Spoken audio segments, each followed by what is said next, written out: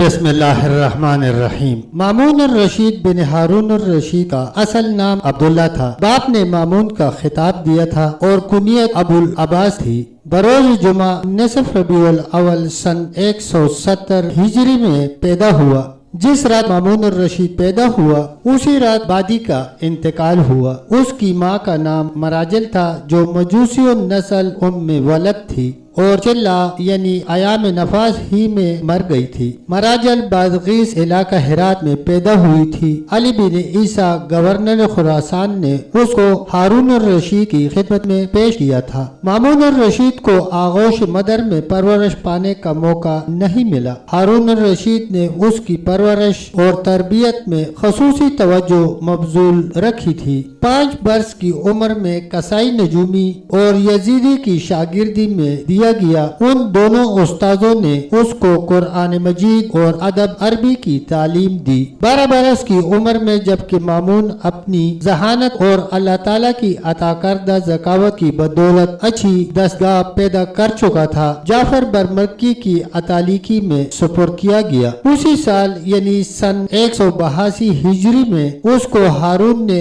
امین کے بعد ولی عہد مقرر کیا۔ مندرجبالہ اساتذہ کے علاوہ دربار ہارون میں علماء اور فضلاء کی کمی نہ تھی اور وہ سب بھی مامون کو وقتاً فوقتاً مامون کی استادی پر معمور ہوتے رہے۔ مامون قرآن پاک کا حافظ اور عالم متجر تھا۔ فصاحت کلام اور برجستہ گوئی میں اس کو کمال حاصل تھا۔ اپنے بھائی امین سے عمر میں کسی قدر بڑا تھا۔ فقہ اور حدیث اس نے بڑے بڑے ائمہ فن سے پڑھی تھی۔ ہارون الرشید نے مامون اور امین دونوں کو بڑی توجہ سے تعلیم دلائی تھی، لیکن مامون پر اس تعلیم اور توجہ کا جو اثر ہوا وہ امین پر نہ ہوا۔ اگرچہ جمادی الثانی 193 ہجری سے جبکہ ہارون الرشید کا انتقال ہوا تھا، مامون الرشید خراسان وغیرہ ممالک مشرقیہ کا خود مختار فرمان روا تھا اور امین 25 محرم کو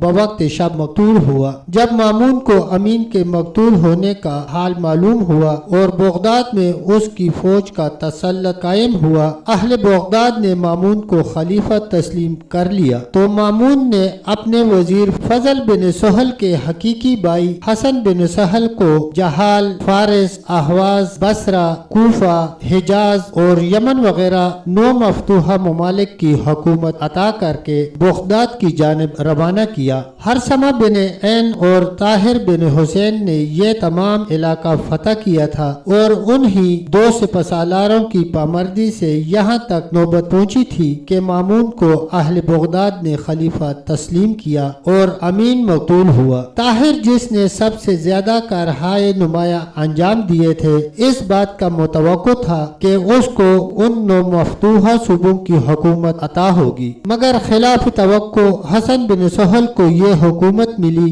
اور طاہر بن حسین کو حسن بن سہل نے جزیرہ موصل اور شام کا گورنر مقرر کر کے نصر بن شیس بن عقیل بن کعب بن ربیہ بن عامر کے مقابلہ پر روانہ کر دیا، جس نے امین کی بیعت کے ایفا کا اظہار کر کے خلافت مامون کے خلاف موصل و شام میں گروہ کثیر جمع کر لیا تھا اور عراق کے شہروں پر قبضہ و تصرف کرتا جاتا تھا۔ حسن بن سہل کے حاکم اور نائب سلطنت مقرر ہو کر آنے سے لوگوں کو یقین ہو گیا کہ فضل بن سہل مامون پر پورے طور پر مستولی ہے اور اب ہر طرف ایرانیوں ہی کا دورہ ہوگا۔ عرب سرداروں کو اس تصور سے سخت اندیشہ ہوا اور ان میں عام طور پر بے دلی پھیل گئی۔ ساتھ ہی یہ بھی یقین ہو گیا کہ مامون اب فضل بن سہل کی خواہش کے موافق مروہی کو دارالخلافہ رکھے گا اور بغداد میں نہ آئے گا۔ طاہر کو حسن بن سہل نے نصر بن شیس کے مقابلے پر بھیجا تو وہاں اس کو کوئی نمایاں کامیابی حاصل نہ ہوئی اور طاہر نے شہر رقہ میں قیام کر کے نصر بن شیس کے ساتھ معمولی چھیڑ چھاڑ جاری رکھی۔